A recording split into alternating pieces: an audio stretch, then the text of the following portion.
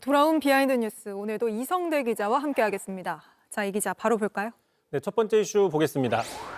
사실상 같은 편, 지금 탄핵 심판 전국에 가려져 있지만 4.2 재보궐선거가 이틀 앞으로 다가왔습니다. 네. 기초단체장 중에서는 서울에서 유일하게 열리는 것이 구로구청장 선거인데, 국민의힘은 후보를 내지 않았습니다. 왜 그러냐? 지난 직전 소속된 단체장이 자신의 재산 170억 원가량 정도를 백지 신탁하지 않겠다고 거부하면서 사퇴해서 이 선거가 이루어지기 때문에 네. 그 책임으로서 후보를 내지 않은 겁니다. 자, 그런데 정작 국민의힘의 윤상현 의원이 자유통일당 후보 지원 유세를 지난주에 나서서 논란이 되고 있는 겁니다. 다른 당 후보를 공식 지원하는 건 이례적인 일 아닙니까? 그렇습니다. 유일한 보수 후보라면서 지지를 호소했는데 여당 5선의 중진으로서는 좀 부적절 행동 아니냐 이런 비판은 나오고 있습니다. 자, 지지 내용 한번 들어보시죠. 우리 보수가 뭉쳐야 됩니다. 대한민국을 정말로 통합시키고 대한민국의 자유우파가 한때 똘똘 뭉쳐서 대한민국의 정체성을 지켜야 됩니다. 맞습니까, 여러분? 맞습니다. 맞죠, 여러분?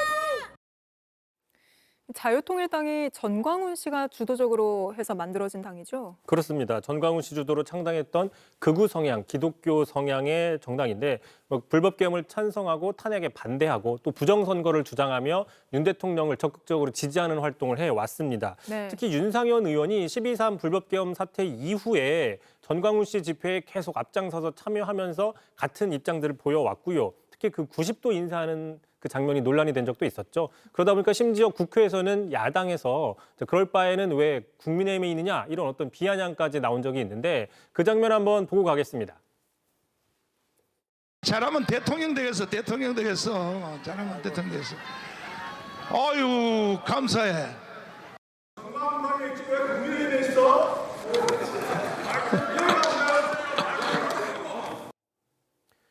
이 때문에 국민의힘이 계엄 사태 이후에 극우 세력과 또 전광훈 씨 세력 등에 끌려다니는 게 아니냐 이런 비판들이 계속 나오고 있었지만 그럴 때마다 당에서는 개별 의원의 독자적인 행동이다 이런 반응으로 일관해 왔었죠. 근데 국민의힘은 책임지겠다며 후보를 안 내고 있는데 윤상현 의원의 이런 당의 결정과 좀 안 맞는 거 아닙니까? 그렇습니다. 일반적으로 이런 경우에는 강력 엄중 경고하거나 또 윤리위 제소하겠다 이런 어떤 조치를 취해도 될 만한 사안인데 네. 당에서의 나오는 반응은 좀 미지근하다 이런 분석이 있습니다. 자, 오늘 신동욱 대변인 이렇게 얘기를 했습니다. 윤 의원의 행위는 논란이 되고 있다는 보고는 분명히 있다. 다만 당에서는 어떤 입장을 정하자는 논의는 없다라고 얘기를 했습니다. 이 때문에 윤 대통령을 지지하는 강성 지지층의 어떤 그 지지층을 염두에 두고 또 윤상현 의원의 독자 행동에 대해서 강하게 제어하지 못하는 거 아니냐 이런 비판 나오고 있는 겁니다. 알겠습니다. 바로 다음 이슈도 볼까요? 자, 두 번째 이슈 보겠습니다. 자, 용현이 형이 쏜다. 김용현 전 국방부 장관인데요. 네. 총을 쏘는 게 아니라 떡을 쐈다고 합니다. 아, 저렇게 입간판까지 건 건가요? 그렇습니다. 지난 주말 탄핵 반대 집회에 떡을 돌렸는데요. 보시는 것처럼 용현이 형 응원 떡. 이게 마치 그 아이돌 스타의 그 팬클럽에 보내는 어떤 입간판 같은 느낌으로 제작을 했습니다. 반짝반짝하게 제작을 했는데요. 또 떡에 보면 이런 내용도 적었습니다. 자, 대통령님을 지키는 게 자유대한민국을 지키는 겁니다. 저렇게 적었습니다.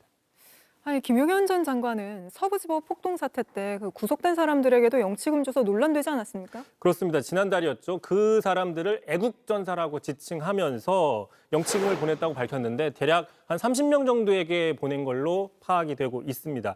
전직 국방부 장관으로서 나라를 지키다 희생된 국군 장병들을 위로하는 거면 이해가 되는데 그게 네. 아니라 사법 시스템을 파괴하는 그 행위를 두둔하고 칭송하는 건 부적절하다 이런 비판이 당시에도 나왔습니다. 김용현 전 장관은 감옥에 있으면서도 정치 활동을 이어가는 거군요.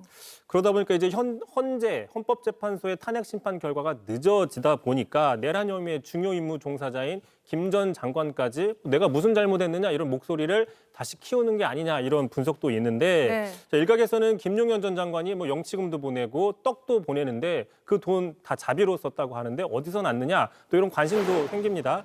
참고로 비상계엄 하루 뒤였죠. 12월 4일. 바로 장관에서 퇴직하면서 군인연금을 정상적으로 수령했습니다. 그래서 올해 1월부터 545만 원을 따박따박 받고 있는 걸로 확인이 되고 있는 겁니다. 네, 이 소식 알려지고 난 다음에도 공분을 샀는데 이런 일도 있었군요. 알겠습니다. 여기까지 듣죠. 이성대 기자였습니다. JTBC 뉴스를 시청해 주셔서 고맙습니다. 저희는 저녁 6시 30분 뉴스룸에서 뵙겠습니다.